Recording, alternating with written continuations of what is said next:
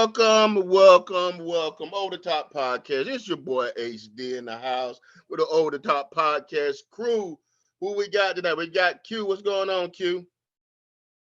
I ain't gonna hold you. My internet almost went out when you started this again, but it didn't. So we get. Good stuff. Good stuff. I got RJ the Scholar. What's up, RJ? Hey, what's going on? How y'all doing? Good, RJ. Good, bro. We got the Playmaker G. What's going on, G? Hey man, I'm just living life. Just living life. How you doing? Good, good. We also got the Lady T. What's up, Toya? How are you? I'm good. How are you fellas doing this evening?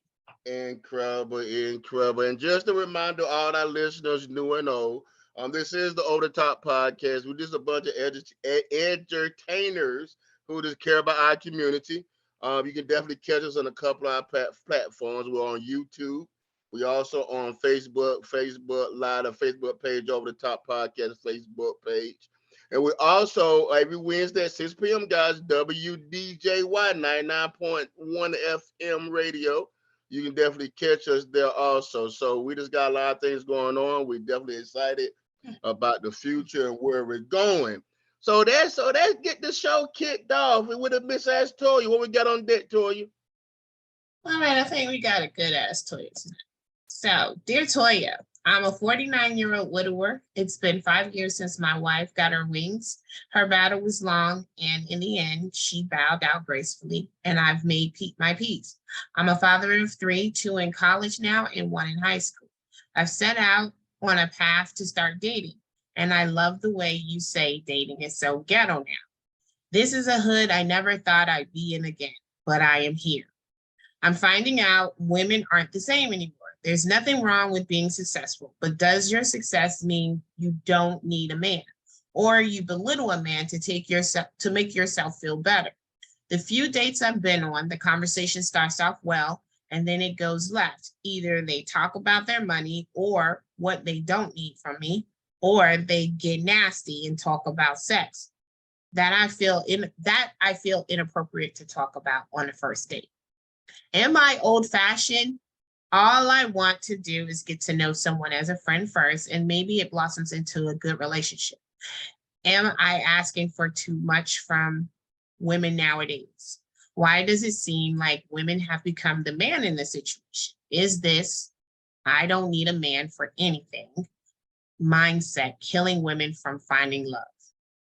Is it just me being stuck in my ways, or of a good man should lead and his partner helps him do that, and they support one another through the second season of life? I just don't want to be alone. I just don't want to be alone forever. So then he put a note, P.S. If you need to explain more about me, you can. Put a smiley face. So I'm going to explain a little bit about him because I do know this person. He was married for, I think, 27 years. They were together for a while. They had known each other since high school, and she lost her battle to cancer. She, in the end, she truly did suffer. So it was just nice. She did leave this earth with grace. She was a beautiful woman. They were a beautiful couple. If there is a couple that you say, oh, I want to be like that couple inside and outside of their home, that was the couple to admire. So I understand where he's coming from. He was married for a long time to his high school sweetheart. They raised 3 beautiful girls together until she lost her battle. He is very much a man's man. Handy, fix everything, she didn't have to worry about, like my dad was. Like, all the gas tanks are full. You don't have to worry about going to the gas station. If their registration is done, he does all that. Just all type of take care of everything. A good leader, a good father, a good provider. And so that's a little bit about him. So what do you guys think the problem is? Kick it off, RJ.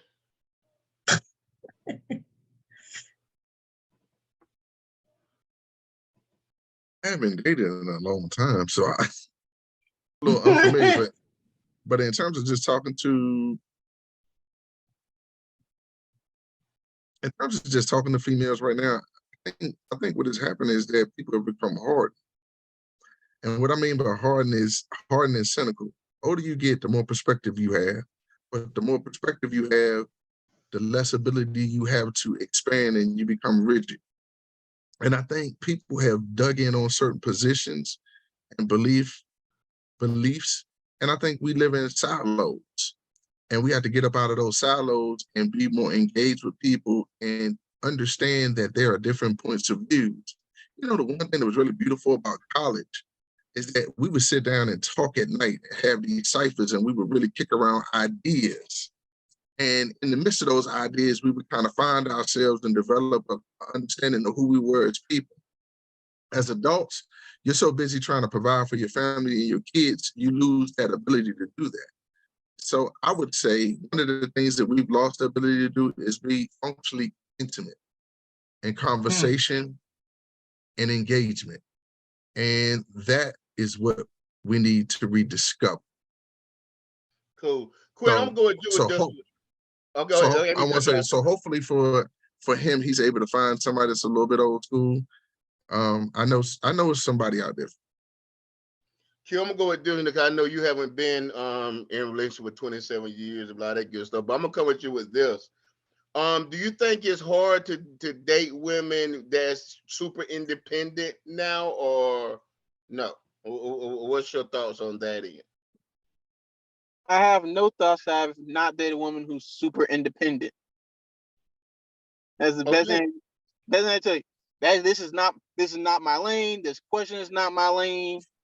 This is all out my lane, and I'm not going to sit here and get clipped saying something out of context. Okay, fair enough.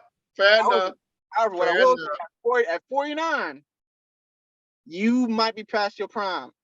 And anyone you date, wait a minute now. Wait a Hold minute, on, brother. young fella. I see now you about to get in trouble by everybody. We'll get saying on he you in a outside the minute, scope of young his fella. practice. That's what We'll he's get saying. on you in a minute, young fella. Playmaker, get in there. I'll piggyback a little bit off what Ron said. I think at the age of 49, being married for 27 years, he has experienced a level of intimacy that he's not going to get right off the bat, or transparency that he's not going to get right off the bat. So I think I think he has to change his approach a little bit and not expect to find love on his first couple of dates, but just go out and have fun and just let things just kind of grow naturally. Allow a woman to break down some of those defensive mechanisms that she may have created through all of her dating experiences. And, hopefully he can get to her core and not some of the surface levels things that I think he may be experiencing. So I'm gonna take it from this standpoint. I think you've been married for 27 years. With him now, he's newly single. I think one of the biggest hurdles, and I'm just assuming that I know I would have to get over, is the familiarity of my mate I was with for 27 years. She know how I like to do certain things. She know my quirks. She know how I like my peanut butter sandwiches made. She know how I like this does. Know I like that done. And a lot of times when you get out of that long-term relationship, you kind of look for those small things. And when you don't find them, it turns you off. And it could be something as simple as when you guys riding down the street and you go get something to eat and you order and you driving and your wife while you driving she done had the burger that took the wrap all of the halfway and have your napkin with you and y'all just in sync. Something that small as that could trigger him and say, well, I don't want to deal with no woman. Nah, be patient. So my advice to this man, be patient, be patient, brother. Be patient, slow down. Don't just cut everybody off at the one of what men do is they'll cut everything off right at the nut versus allowing it to process. So a lot of times a lot of women may put a front of being independent as a deterrent for the scrubs to come after them. But when you start putting those layers back, you may find something special. So my advice to this gentleman is be patient, slow down, and be able to not and there and not and understand that the new lady, anybody you date, not gonna have that same connection as you and your wife had. That's my thought. Y'all so nice. What you think, Toya? Y'all so nice. It's ghetto. He right. It's ghetto out here. Yeah, none of y'all are dating, so except for Quentin, if he is dating, but it's ghetto. And the problem is, like he said, it is different. He was married for 27 years. It's hard to come out of a marriage, and then it's hard. And he didn't come out of a marriage on divorce. He came out of a marriage from death. He is a widower. So it's different. That's not a choice. That's something, that's life. So I didn't even know that he was thinking about dating because we had literally just talked. So I didn't even know he was dating. But it's been 5 years. And it's time. I get it. It's time. It's hard to be single and think like a single person when you were married for such a long time. I tell people all the time, I have the posture of a wife. I was married for a long time. I was with one person for a long time. So coming out and dating, I still kind of, I do. I think like a wife. And he probably still thinks like a husband. But it is different. Women are different. Women are harder because of hurt, because of generational curses, because of pain. Women are harder. I know that sometimes I'm a little hard, but that it's the women that you attract to. And I'm learning that. It's the type of man that you attract. If you constantly going to attract F-boys, then that's what you're going to get if that is what you're bringing in, the kind of energy you're bringing in. And I'm not saying he's bringing in bad energy, but like I said, I know him, what he probably looks for. He's the type of man that has a type, and it's a beautiful woman, and not beauty on the inside, but beauty on the outside at first until you get to know him. So not everything that's beautiful is going to be beautiful on the inside. So you might have to change up your laws of attraction, but you have to get used to, like y'all said, breaking down and being patient. But those red flags are there. That's a good thing. If you see those red flags on the first date, are we having a full nasty ass conversation about sex? No, I don't think that's ladylike. At 49, you hot in these streets like that? I'm just saying. Well, But it's like that. It's though. real. But it's real out here like that. There are some women who are like, I didn't live my life. Like I had kids young. Now I'm ready to live and be that hot girl. I'm outside. That's what young people say. I'm outside. Right, and I agree with that. But I also think he's gonna. It's not like you outside. I mean, like you outside. Right, you outside. Yeah. But I think he's gonna find it. I think he's gonna find it. I literally believe he will find it. He has a genuine heart. He loves hard, and he's very passionate man. And I just think he needs to take a little bit more time and slow down a little bit, pace yourself, because it is ghetto out here. It is really hood. It's a hood that I never thought I would be in again. But like he said, here we are in this hood, and it's not a fun thing. But I still believe in Black love after everything that happens. So I think that he will find it.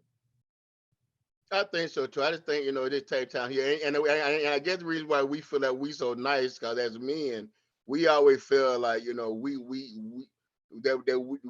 keep looking through. You always got to rummage through the garbage to find that dime. So sometimes you're gonna rummage through some stuff. Throw that away. Nah, listen, I got my overnight bag packed. Where you at? Whoa, okay. Okay, dude, about to take a any comment? Run, playmaker, somebody, anybody? Last word.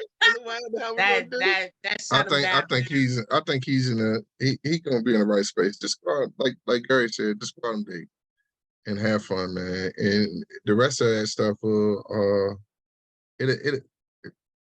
it'll make a way. Like, and you got to also think about it in terms of the law of attraction. Like whatever it is that you process or you think is gonna come to you. So put it in the context of not that you trying to find, but you have an ideal of what you know and need, and then all joints will be supplied. God will send it your way. Facts. Last word, Toya. We can wrap it up. G wanted to G say said he something. wanted to say something. Oh, G, Go get ahead. in, G. Get in, G. I'll just say two quick things. I think one, if his dating pool is so bad, he may want to think about shopping in other areas. Sometimes you gotta look in, if you look in the clubs for something you're not finding, you maybe gotta look at church. If you're looking at church and not find it, you may have to switch up where you're looking at. If he's using an app, put the app down, maybe try something a little bit more old school, whatever it is. If it's not working, he may need to switch up his approach to where looking for a woman. That's all. Don't look at church, but okay. Yeah, look, Why you ain't got not? nobody had no rap game no more either. You can't rap to nobody like you used to. Nah. The game is different. The wordplay is different, Ron. The wordplay is different, sir. The wordplay is different. Well, Church is a thank great you. place. I thank you for thank you for saying this was peaceful and calm this week. I appreciate that. So thank you. If anyone else has any questions for us, you can hit us up at AskToya, TOIA74 at Gmail, AskToya on TikTok, and Toya L on TikTok, TOIAEL, and AskToya on Facebook. My bad. Thank you, Miss Toya. Thank you, Miss Toya. All right, guys, let's switch gears a little bit. So let's talk about this. Let's look at the average U.S. income as of 2021 is $97,662 a year. The Asian American has the highest income rate as of 2021, earning $1,572 a year. And white America comes in earning at a $74,932 per year. I say that to say this. The median household for income for Black households as of 2021 is $46,400 a year. That math not mathing to me. So in the broader analysis of it, you look at 52% of all Black households earn less than $50,000 a year. Only 48% or makes over $50,000 a year, and only 31% make $75,000 a year. So only 30% of our community is even come close to making what our white counterparts making, and only 20% make $100,000 a year or more. So only 20% of our income even equates to the Asian Americans who came and just I ain't say take over, but they came and made things happen for them. So let's look at the poverty rate. As of 2021, 19.5% of all Black people lived in the United States live below the poverty line. This is a comparison to 8.2% of white people and 8.1% of Asians as of September 30th, 2022. I say this, one, just to say, okay, there is some Black disparity in our economic system. We're trying to figure out why. I'm gonna start with you, Playmaker. When you look at these data, what are some of the systems that can be put in place to improve our numbers? Very good question. When I started looking at this question, I came up with two areas that I just wanted to kind of focus on.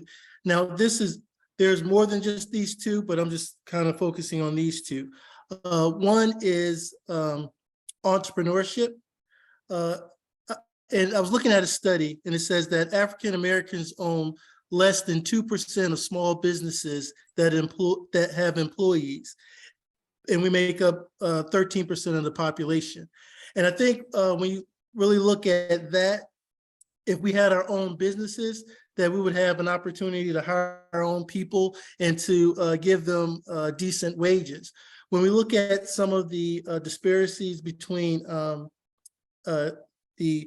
the salaries, we see that when you start off from like 25 to 35, we are making roughly the same amount of money.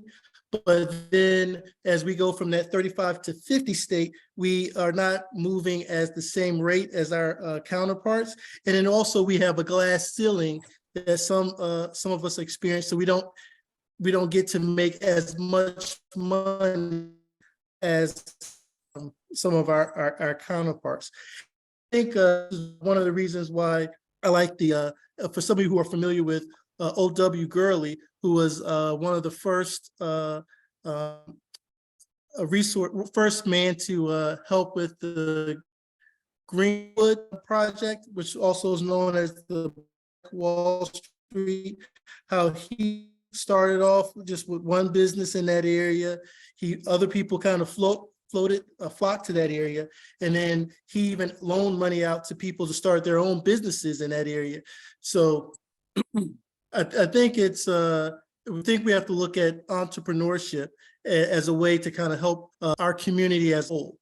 And then the other piece is education and financial literacy. I think I was looking at one stat in which African Americans are responsible for 20% of luxury goods that was spent in 2021, but we only make up 13%. So some of the numbers need to kind of look at better financial literacy and then also entrepreneurship. So, Ron, you want to piggyback that you can, but I'm gonna come to you with this question: why you believe the numbers so low? Is it blacks is not getting the higher paid jobs, or is the lack of effort or lack of effort on our part of trying to go after these jobs and apply for these jobs? I think it's a little bit of both, but I think the majority of it is, in all true honesty, I mean, I don't want to paint a total bleak picture, because it is bad now, and there's a distinct gap. But what I will say is there are pockets of wealth, and when I say pockets of wealth, like Charles County in Maryland, PG County in Maryland, are pockets of wealth where Black folks are doing pretty well. However, when you look at the numbers, why it's so low, a lot of these industries that people are a part of, and when I say industries, when I think about Washington, D.C. metropolitan area, Atlanta, Charlotte, those metroplexes have government jobs, and those government jobs provide a high income for people. And a lot of these other corporate America positions, I think there's a lot of gridlock, so to speak. And when I say gridlock or a glass ceiling, that gridlock is what is keeping people out of those opportunities. Looking at the numbers, Black men earn less than $1, earn less on $1 than than male workers of other races. And this statistics that I'm looking at is 87 cents for Black men. Native Americans, it's 91 cents. Hispanic Americans, 91 cents on $1. Pacific Islanders, 95. White Americans, $1, and Asian Americans, $1.15. So when you start reflecting on that gap, that pay gap, from the time of 1979 to 2005, the growth rate in terms of that is somewhere in the neighborhood of about almost 9 to 10%. And a lot of our wealth in economics was in housing. And we don't really look at the housing bubble crashing and then people defaulting on their mortgages and loans as a byproduct of that loss of wealth. That's a major loss of what happened, because people spent money and they lost in the marketplace. So Right. if we effectively look at it, we have to go back and revisit some of those opportunities. And I'm gonna piggyback off of something Brother Umar said. There are great trades out here: heating and air conditioning, plumbing, electrician work. All of those are things that are in high demand. Auto mechanic.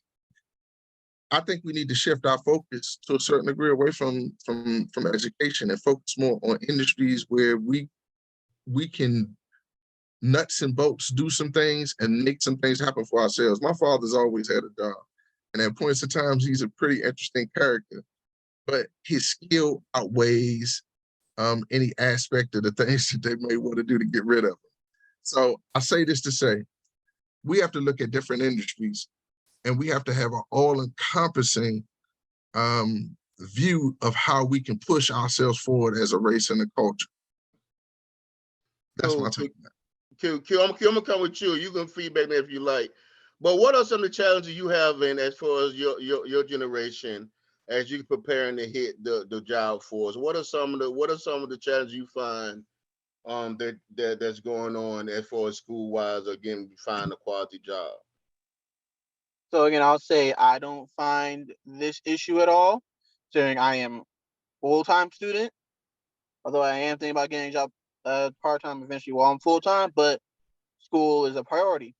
However, what I do see the problem is jobs want people to do tomorrow's work for yesterday's price.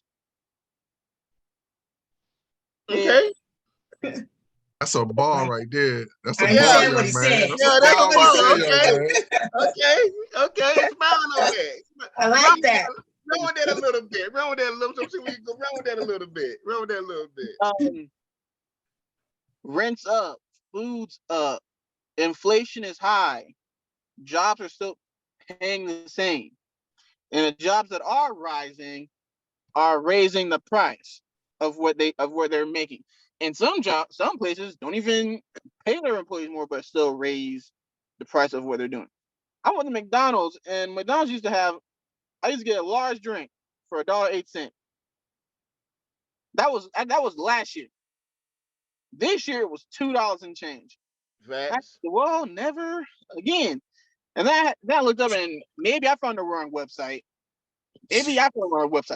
But I don't think McDonald's employees have been given a raise. I don't think the baseline employees have been given a raise since last year.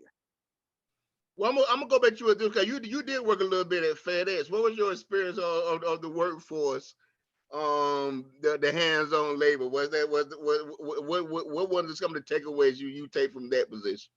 Never again. Okay. Let's move on.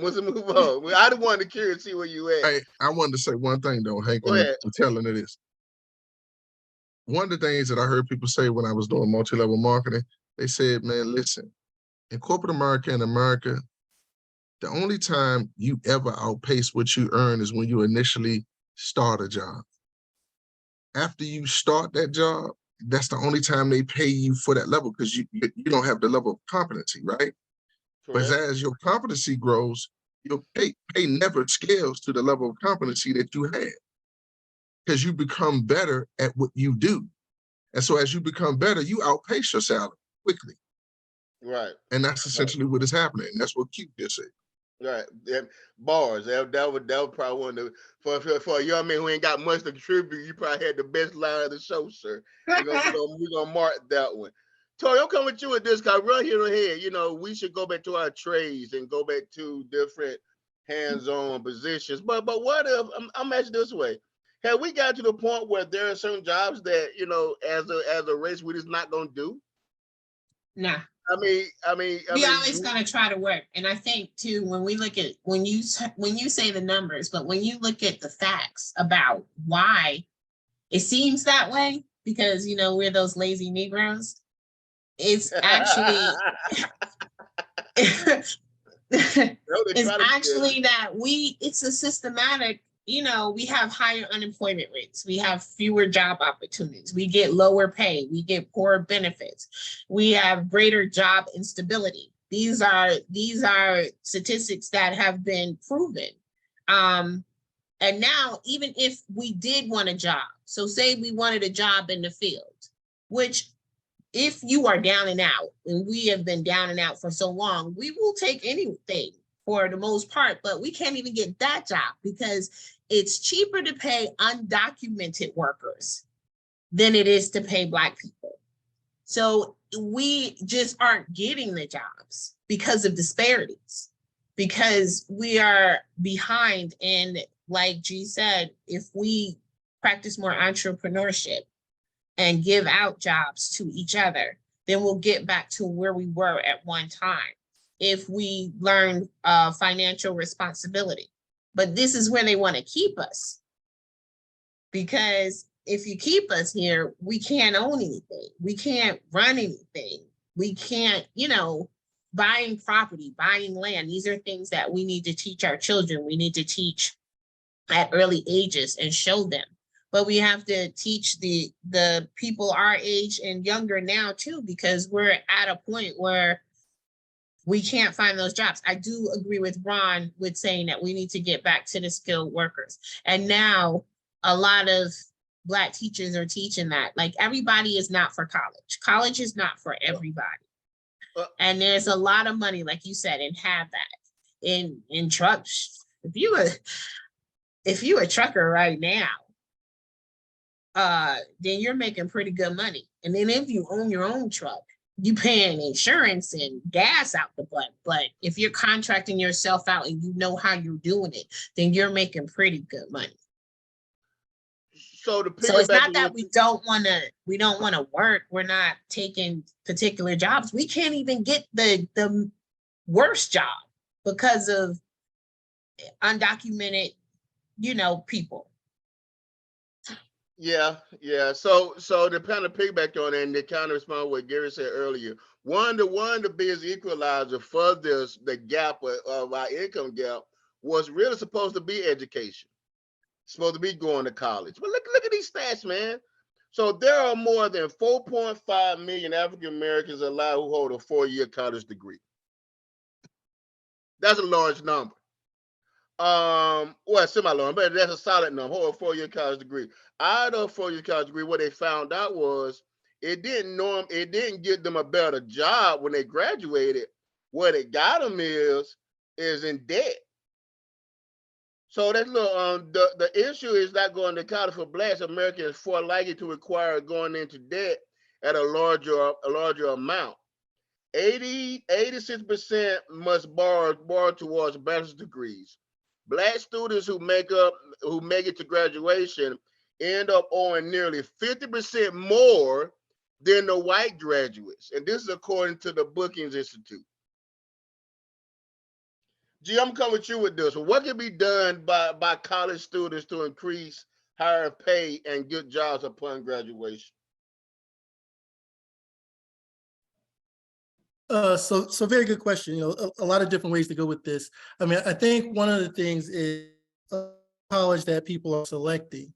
There are a lot of good schools that are out there, and you don't have to always go for the most expensive college to get the best education. From my experience, once you get your degree, it doesn't matter if it's from Harvard or if it's from a technical school. They just want you to have that degree and have the education. So I think sometimes people get into trouble because they want to go to these big schools, spend a large amount of money, and end up with they can't get rid of. So that's one thing, is just be smart with school select. There's grants, a lot of money out there for students. The second is, I think that be smart in the career that you're going in. Make sure that the career that you're choosing does have a future. We know that we have like the AI stuff that's coming, and that's going to be replacing a lot of jobs. We know that some jobs require more than just a 4-year degree to be successful. So, make sure you have a plan for what you're doing while you're in college. So those are kind of my 2 thoughts on that. Okay. Q, I'm gonna come in with you with this one, and kind of piggyback what Gary said, if you like. But being a college student yourself and being an education major yourself, what are some of the things you're doing now to put yourself in the best situation to get a job when you graduate? Explain to people what are some of the programs, or some of the things you're into now to kind of prepare yourself to go into the world of education. First, I want to say for people who are worried about going to college and getting student debt. First off, one set of race has more money than another set of race, so that's kind of, you got to factor that in when who owes more after student debt. Second off, there's too many Black students who go to college to major in business. knowing they're not going to complete that business degree.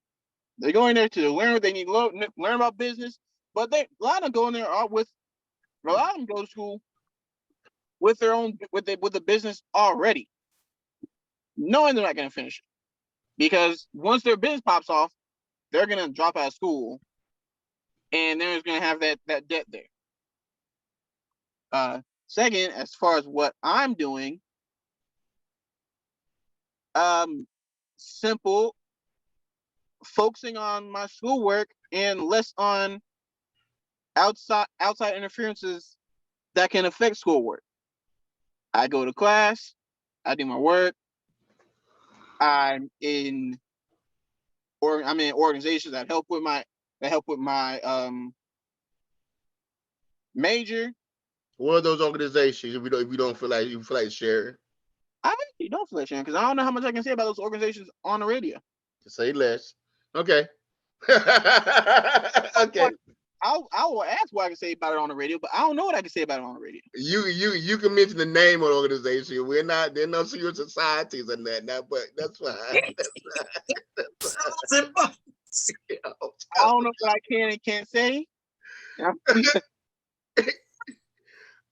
Well, what is it that you involved with? Is this correct? You involved in a couple of teachers organizations, and you also involved in your class. Aren't you in the class presidency and all that good stuff? Would that be correct? I was vice president. I am vice president of the juniors. By I'm not gonna say by force, but there wasn't really no one else who wanted to do it. Gotcha. Keep doing big things. I know it's doing big things. T, I'm coming with you with this one. Did our Black professionals leave us behind? Do you think that Black professionals have a responsibility to reach back and give to the young graduates a job or reference to get their foot in the door to certain corporations? Is that a responsibility of the Black graduate? I think yes. I think it is. And I can say, well, I don't know about y'all, but I got a lot of written letters, and especially when I was going to the certification and graduate level, from professors. One being Dr. Lorenzo Battle. May he rest in peace. He was a great man. He was the father away from home. And not only the reference, but the advice and the guidance. And so even in my biology department, in psychology, Dr. Adams was my, and he was a white man, was my, what do you call it? Advisor. That was my guy. Thank you. He was my advisor for psychology. And so he really, he made sure that I was always straight.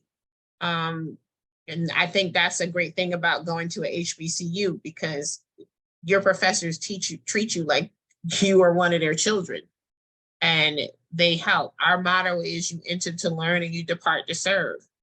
When I was in the medical field and there'd be John C. Smith interns coming in and things like that, even though it's not what it is, it is what it is.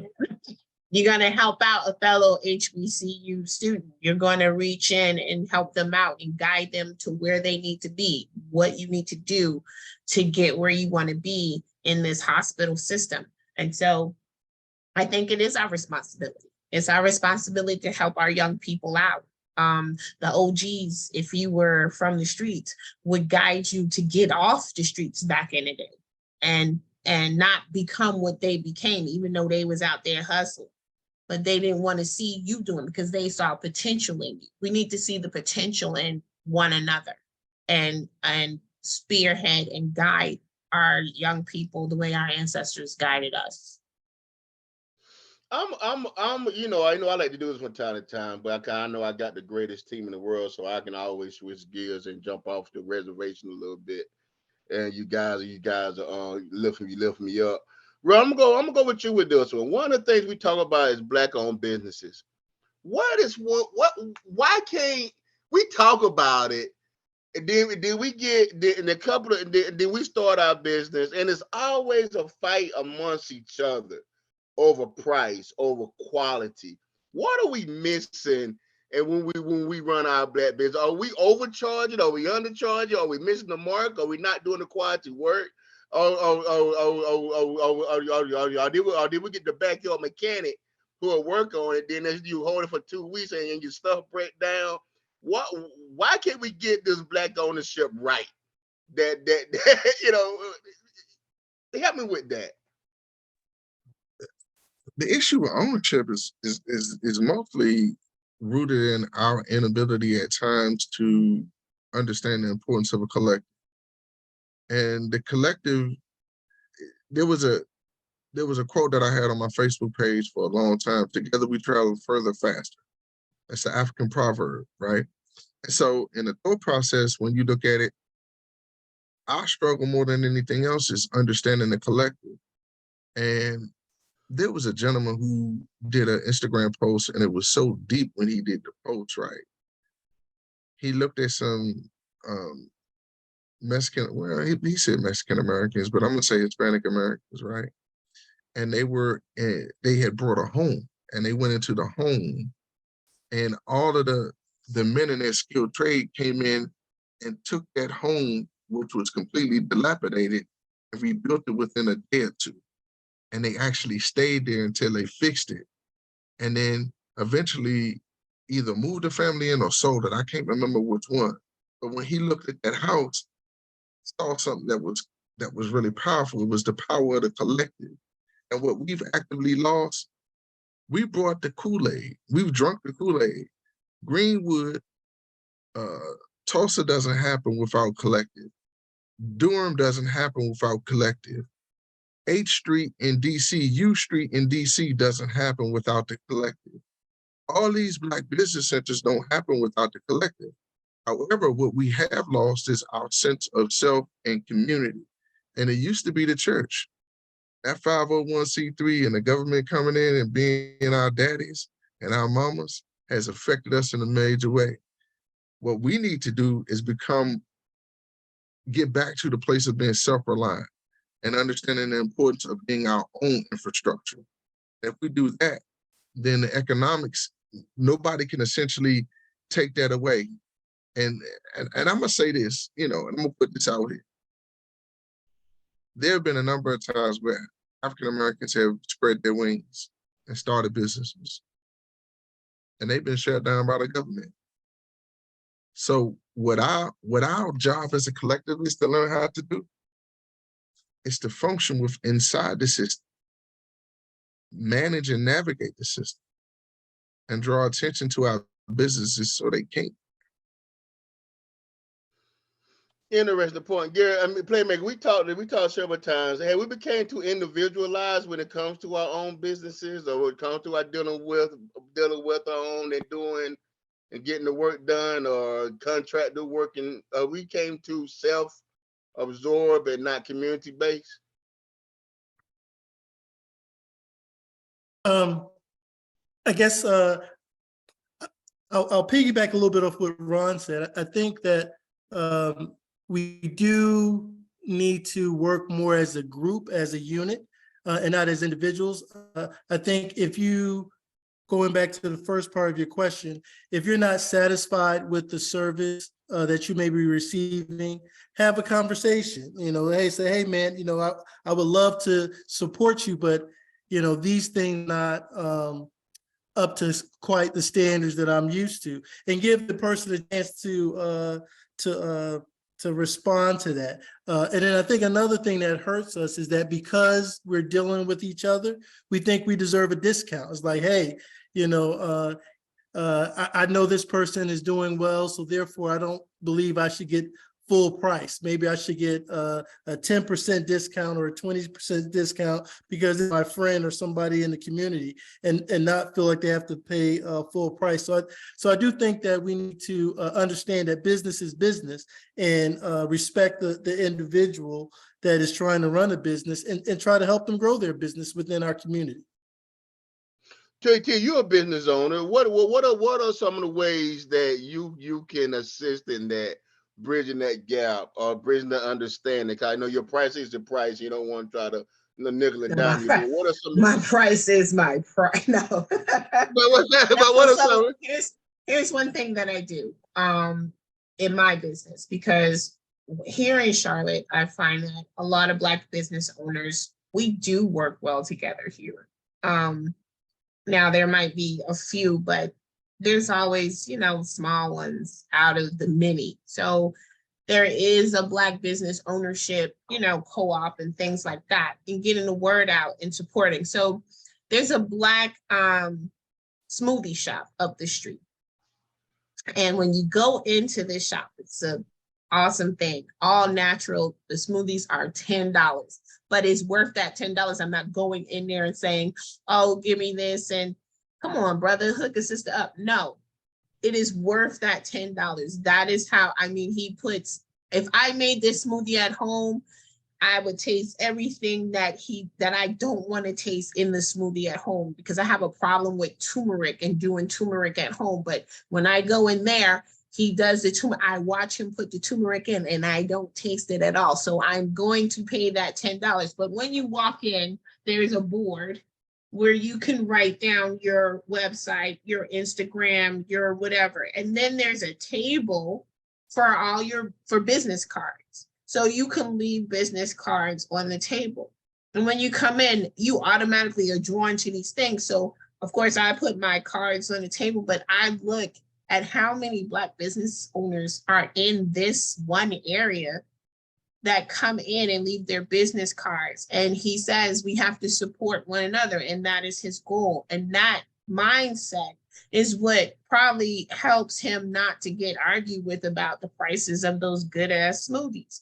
But for me, I teach classes in our community, and we've talked about this because there's a lot of things in elderly care that we don't know. There's a lot of problems that we have that when it comes to, we have to take care of our parents, or we want our children to take care of us, things that need to be in place. So I make sure I go to certain areas and I request to teach, a class on what we need to do. What are the steps that we need to make our future better, where our kids aren't doing GoFundMes for our funerals?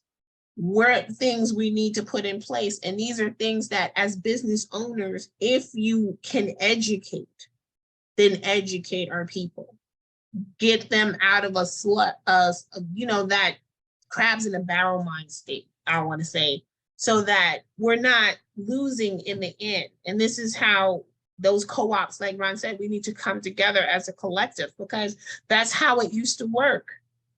Until, like he said, the government will come in. When we talk about land ownership, at one time we owned $356 billion worth of land, and we lost it because the government came in and did what?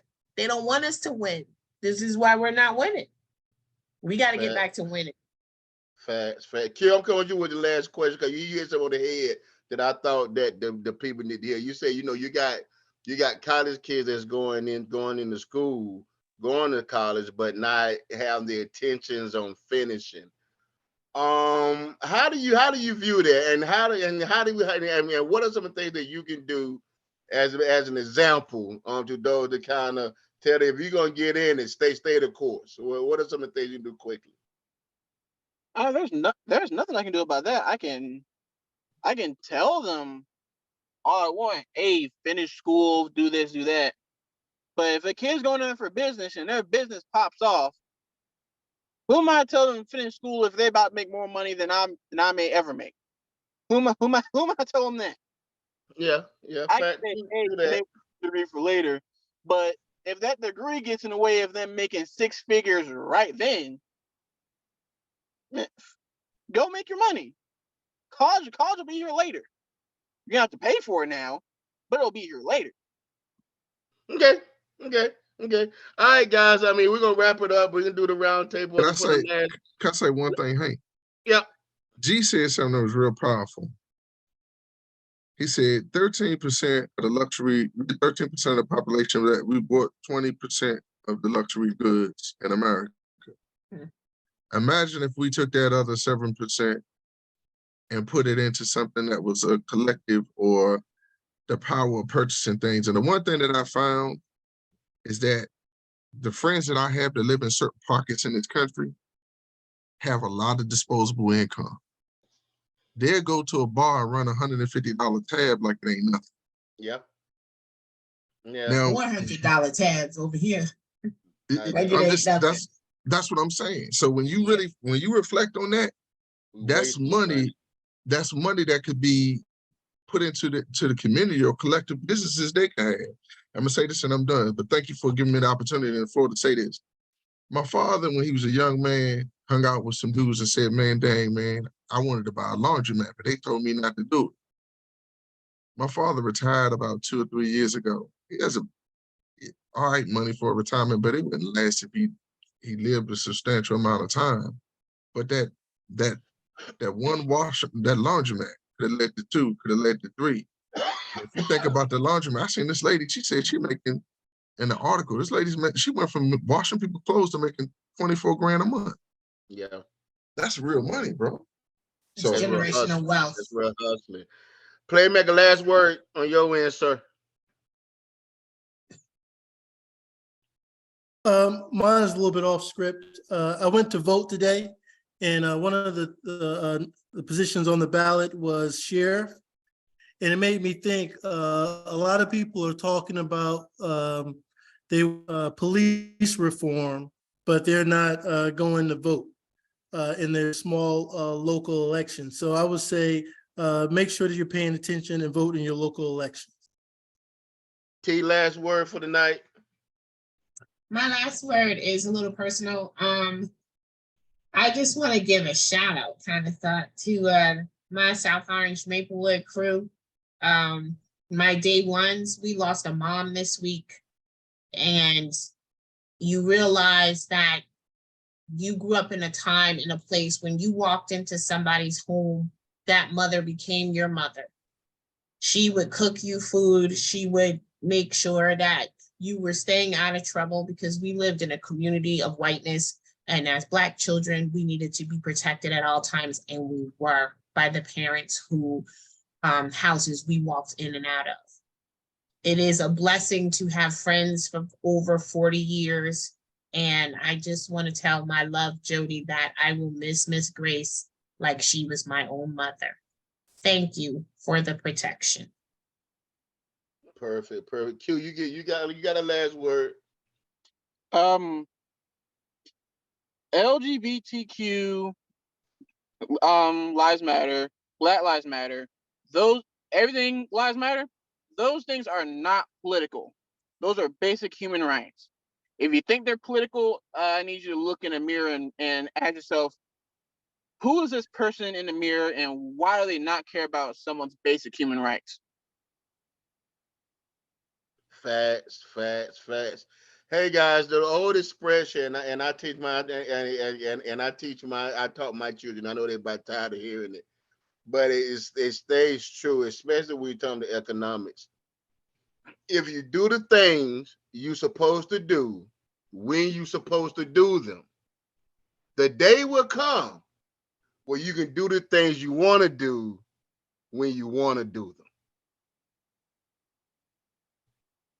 I'm gonna let that marinate for a little bit. Let that marinate for a little bit. They got marinate. We get it.